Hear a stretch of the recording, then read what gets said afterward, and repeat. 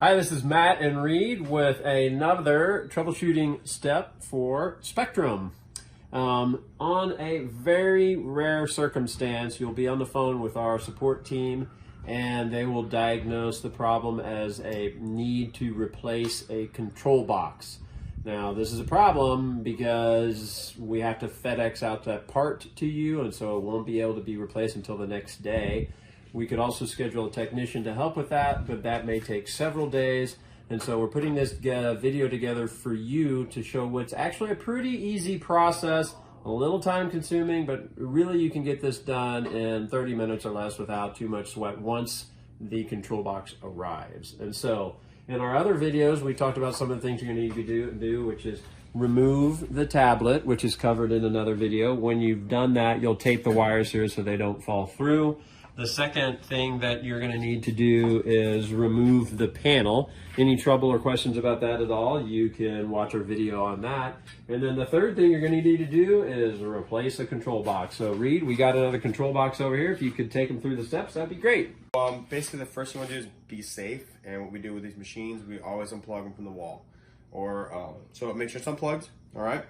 Second thing is you're going to want to make sure you have a Phillips screwdriver and a 7/16 box wrench. So that works best.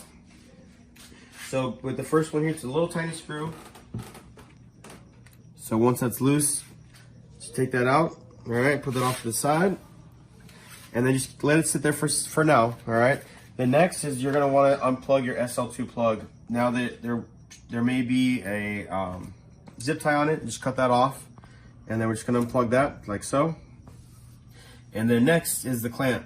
So if you're having trouble looseness at the very bottom, there is another nut right here that connects to it, and that may need to be loosened as well. So I have problems with this as well. Lefty loosey, righty tighty is a fun way to remember, all right? So once that's all loosened up, what we're gonna do is you can kind of just lift this out, and you're gonna unplug and let that sit for now. So just like this, all right? And make sure you get your clamp loosened up, pull that off. And some of the machines, you may have some tape or Velcro. You may have to kind of shimmy it out a little bit. Otherwise, right here. And that's how it is right there, all right? So I'll set this off to the side. That was easy. Super easy.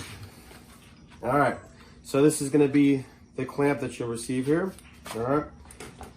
I just wanted to point out that the new control boxes are slightly different design. They often upgrade the component parts through the manufacturing process over the years. So that plug that we unplugged from that side is, affixed in here, this one right here. So that's just not coming unplugged because they have it shrink wrapped.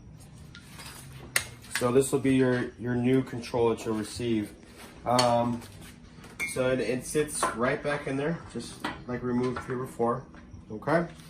So what we're gonna do to actually fish your new micro USB cable, we're gonna be using the old one, okay? So take this off, just make sure you got it all stretched out properly. So this is what it'll look like. So with both ends, you're gonna want to tape these two together.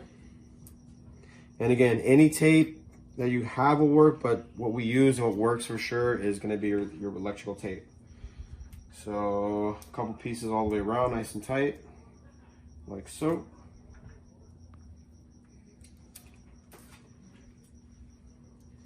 Just like that. So what we'd like to do is you're actually gonna start to pull this one through nice and easy and kind of guide it through the other hole here. Once it's all the way through, just nice and easy, make sure you pull from here. Now what's happening here is my other two cables trying to come undone. Keep an eye on those. You don't want to lose those as well, then you got another little project to work on. And you're gonna pull it all the way through. Now what may happen sometimes, it's may get a little stuck. So if you need to. So right now, like as you can see, it's kind of stuck on those cables. So what you want to do is we'll take these off and just kind of give it some room to come right through. So if it gets stuck, don't worry, just kind of look in there. It might be stuck on the other cables there, not a big deal. So once your new controller is sitting there, first step you want to do is just clamp it down. That way it doesn't fall by accident as you're working on it. And it's very simple. Just loosen it up so it fits. And then just finger tight is good for now. And then grab your 7/16 box wrench there. And it doesn't have to be a Superman grit. Just enough for it to secure. You're good right there, okay? So next, it's gonna be the power. Just plug it in, very simple. Make sure it's closed. A lot of people don't actually push all the way. Next is gonna be the SL2. So this can only go on one way. If you look, there's a little bit of a piece right there, and that's how it slides in, like so. My recommendation is get a zip tie if you have one. If it's kind of an emergency situation, this will work, but it's better if you have a zip tie just to help keep it together, but it will work without it. Once you get everything in there, kind of push a little bit extra cable if you need to, and then you're all set to go.